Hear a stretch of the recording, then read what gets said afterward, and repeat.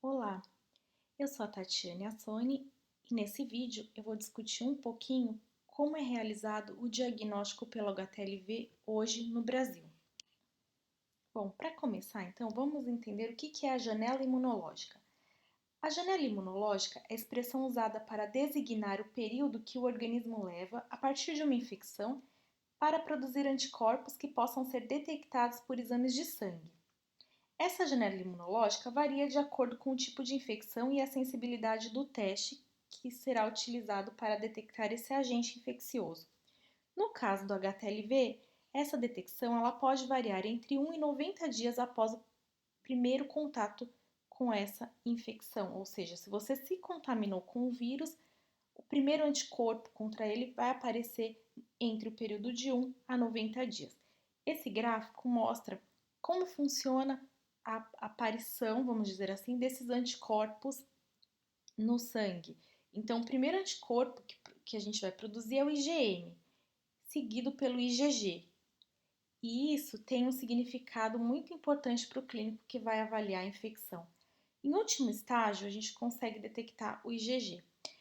Porém, no caso de doenças virais, você também consegue detectar a carga viral ou proviral, com técnicas mais sensíveis. Então, ela é a primeira coisa que vai aparecer.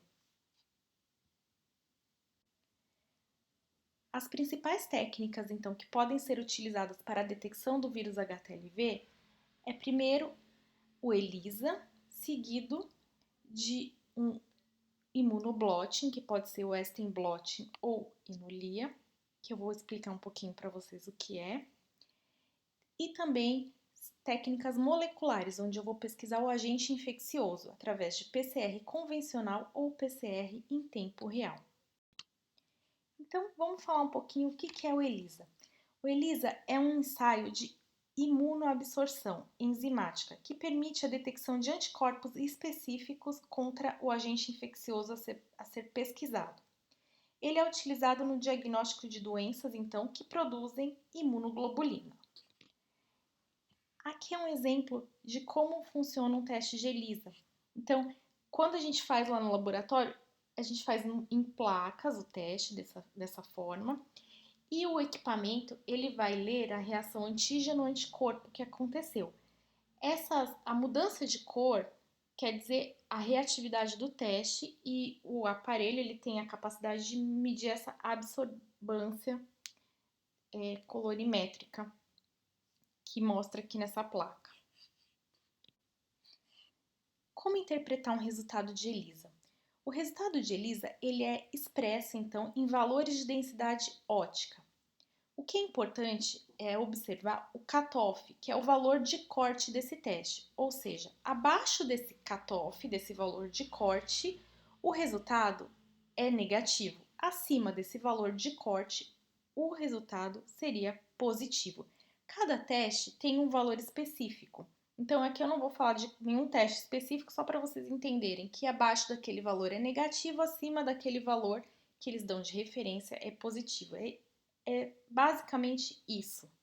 E como que esse valor é definido, né? Então, quando eu mostrei anteriormente para vocês a reação colorimétrica, o valor que a absorbância do teste ele mede essa densidade ótica pela cor que o teste tem. Então, cada kit que é produzido tem uma enzima diferente, aí vai ter uma cor diferente e o kit ele fornece todos esses padrões no laboratório. Mas o importante para interpretar o teste é entender o que é um cutoff, que é o valor de corte do teste, e saber que ele é negativo abaixo daquele valor e positivo acima daquele valor.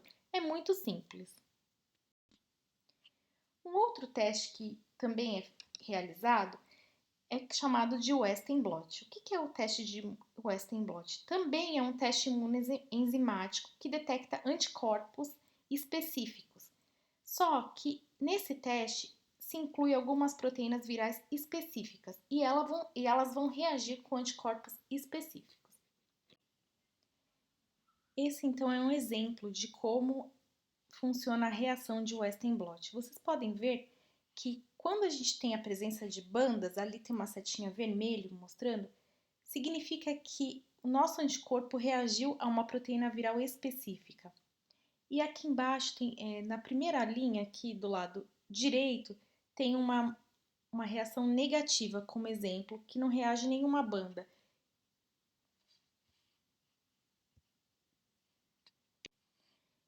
Então, a interpretação desse resultado, ela é feita através de bandas reativas. Então, quando eu não tenho bandas, ele é negativo, quando eu tenho a presença de bandas, ele é positivo.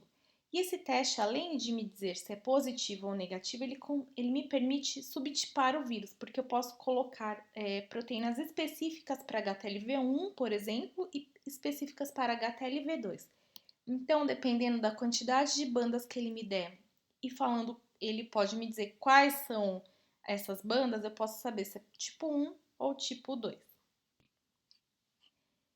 E também uma outra forma de fazer o diagnóstico do HTLV é utilizando PCR. O que é PCR? PCR é uma reação da cadeia da polimerase, onde eu consigo amplificar um alvo dentro do DNA. E com isso, por exemplo, eu consigo identificar a presença de um vírus. Ela é uma das técnicas mais utilizadas hoje em laboratório de pesquisa médica. E é uma técnica muito sensível, é um método muito sensível de análise. Aqui é um exemplo de como funciona, então, a reação de PCR convencional. A reação, primeiro você precisa de uma amostra de DNA do indivíduo, né, o qual você quer pesquisar, e aí a gente constrói sequências que são chamadas de primers, e essas sequências elas vão se ligar àquele alvo pesquisado. Então, por exemplo, eu posso construir uma sequência de HTLV e aí, quando eu fizer a minha reação, que ele vai abrir a minha fita de DNA no momento da reação, quando ele abre a minha fita de DNA da minha amostra, essas sequências que eu fiz, que são esses primers específicos, eles vão se ligar a essas sequências que eu estava procurando ali, se ele encontrar, porque ela é muito específica, ela só liga aqui, ela complementa aquilo que ela acha. É como se fosse uma chave fechadura, ela só encaixa no lugar certo. Depois disso, eu vou ter a extensão das fitas, ele vai complementar, eu coloco alguns reagentes que são chamados nucleotídeos que vão completar essa minha sequência, e aí a gente repete esses ciclos por várias vezes. A partir disso, eu consigo, se eu tinha uma cópia de vírus, eu consigo fazer 1 milhão de cópias de vírus. Por que isso é importante? Porque quanto mais quantidade você tiver dentro daquela amostra, melhor a sensibilidade do meu teste. Eu consigo pegar o mínimo possível de material viral, por exemplo. E a interpretação é da seguinte forma: esse aqui é um resultado real de uma nested PCR, que é uma PCR feita em duas etapas para HTLV. Então, aqui do lado esquerdo, nós temos um controle, que é um padrão molecular, que é chamado peso molecular, e através desse peso, a gente consegue identificar as bandas que vão dar positivas ou negativas. Então, aqui tem um resultado positivo para HTLV e um resultado negativo. Esse primeiro teste, ele só me diz se é positivo ou negativo. Aqui está um positivo. E aqui um negativo. Em seguida, a gente faz uma segunda PCR, que a gente vai diferenciar e confirmar a infecção. Então, eu vou diferenciar o tipo 1, que aqui eu mostrei para vocês na seta vermelha, do tipo 2 de HTLV.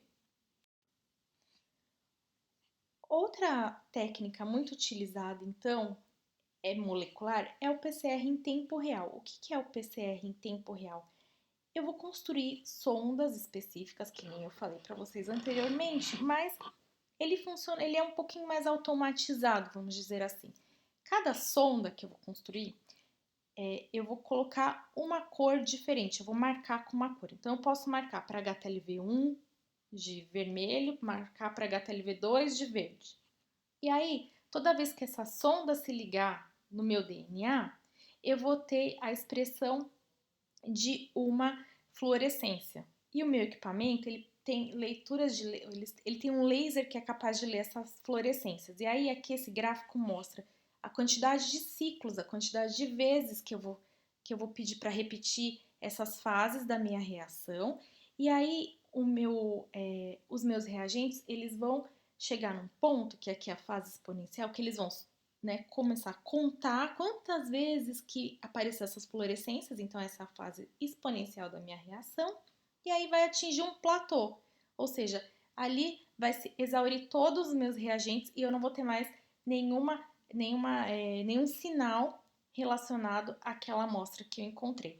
E aí o equipamento então vai fazer um cálculo para mim que vai dizer a quantidade de vírus, que cada fluorescência corresponde a um vírus que foi detectado.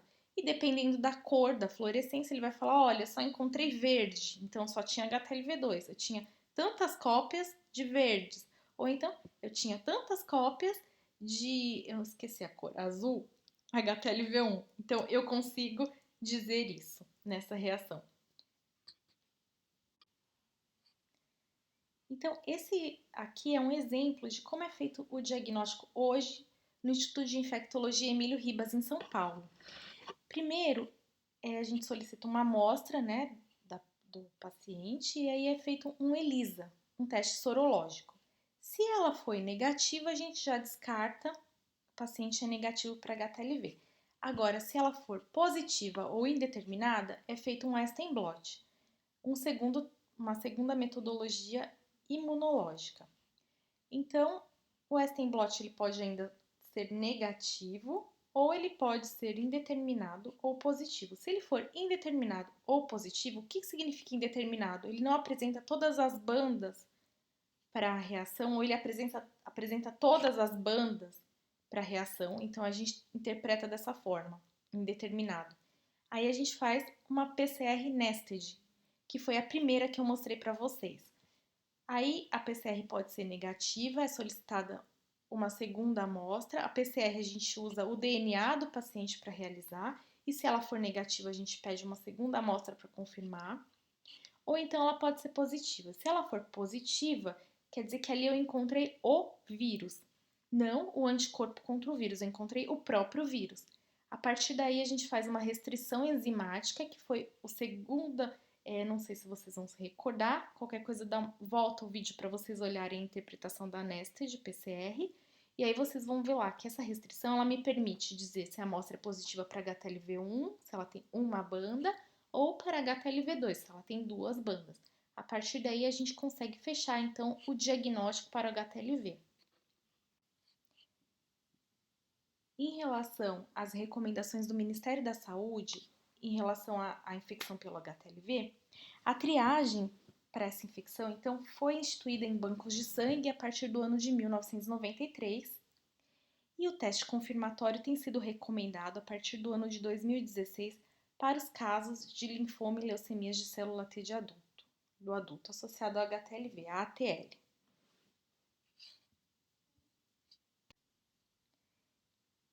Eu quero agradecer por você ter assistido esse vídeo. Se você gostou, deixe o seu like e se inscreva no nosso canal para receber a notificação de novos vídeos que vamos postar. Obrigada!